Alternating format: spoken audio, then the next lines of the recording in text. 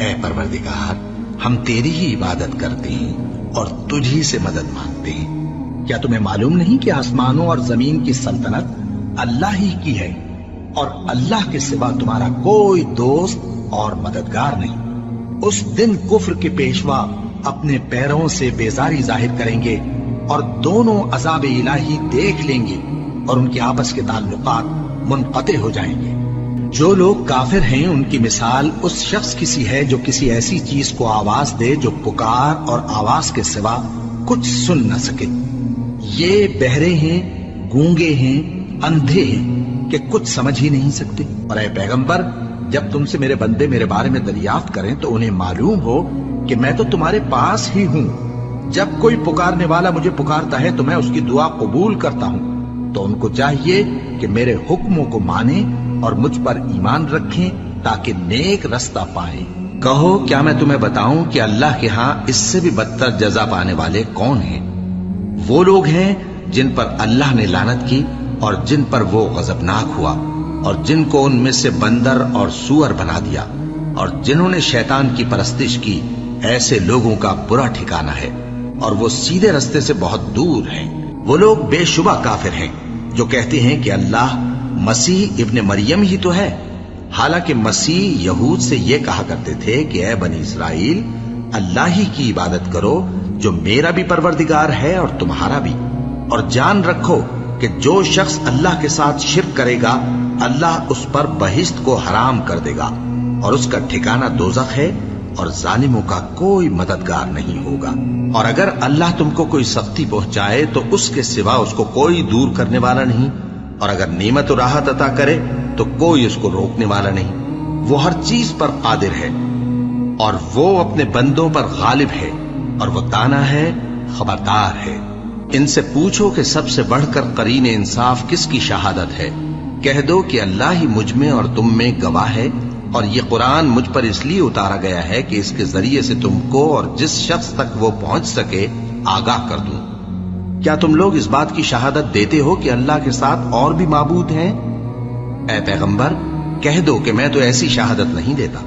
کہہ دو کہ صرف وہی ایک معبود ہے اور جن کو تم لوگ شریک بناتے ہو میں ان سے بیزار ہوں۔ کہو کافرو، بھلا دیکھو تو اگر تم پر اللہ کا عذاب آ جائے یا قیامت آ موجود ہو تو کیا تم ایسی حالت میں اللہ کے سوا کسی اور کو پکارو گے؟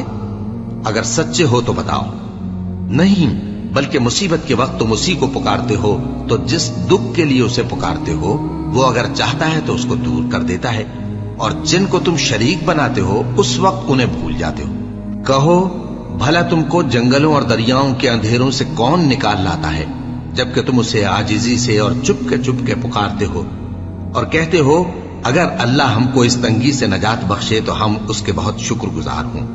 کہو کہ اللہ ہی تم کو اس تنگی سے اور ہر سختی سے نجات بخشتا ہے، پھر بھی تم اس کے ساتھ شرک کرتے ہو۔ کہہ دو کہ وہ اس پر بھی قدرت رکھتا ہے کہ تم پر اوپر کی طرف سے یا تمہارے پاؤں کے نیچے سے عذاب بھیجے یا تمہیں فرقہ فرقہ کر دے اور ایک کو دوسرے سے بھڑا کر آپس کی لڑائی کا مزہ چکھا دے۔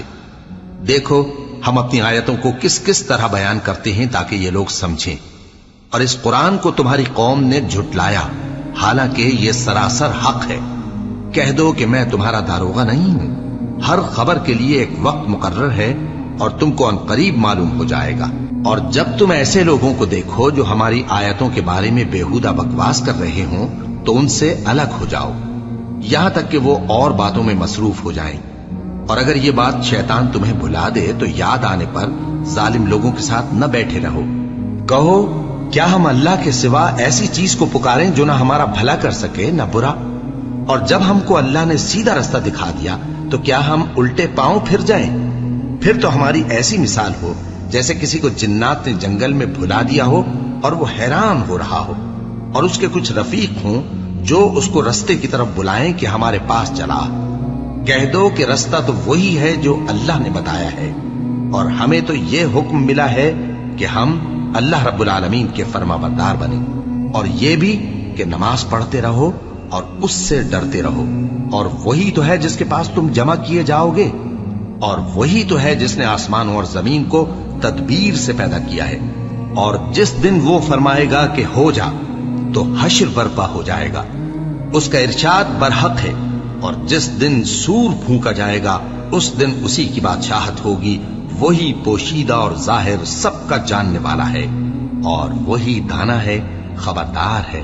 اور وہ وقت بھی یاد کرنے کے لائق ہے جب ابراہیم نے اپنے باپ آزر سے کہا تھا، تم کیا بتوں کو معبود بناتے ہو؟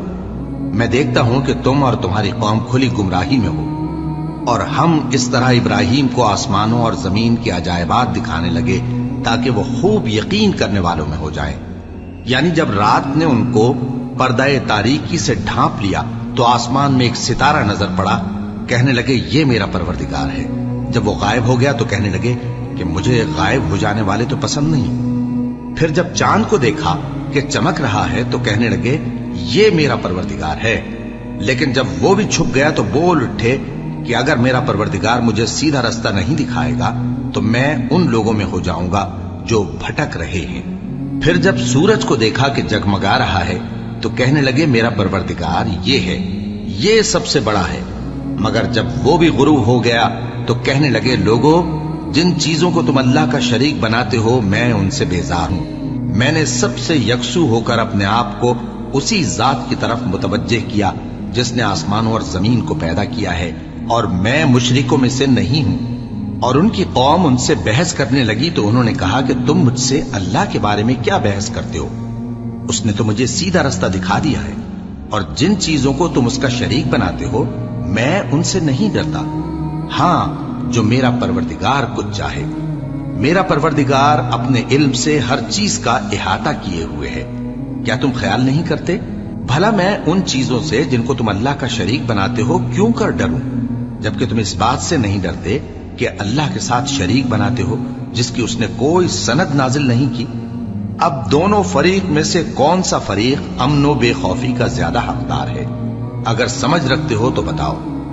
جو لوگ ایمان لائے اور انہوں نے اپنے ایمان کو شرک کے ظلم سے ملوث نہیں کیا ان کے لیے امن و بے خوفی ہے، اور وہی ہدایت پانے والے ہیں۔ اور یہ ہماری دلیل تھی جو ہم نے ابراہیم کو ان کی قوم کے مقابلے میں عطا کی تھی۔ ہم جس کے چاہتے ہیں درجے بلند کر دیتے ہیں، بے شک تمہارا پروردگار دانا ہے، خبردار ہے۔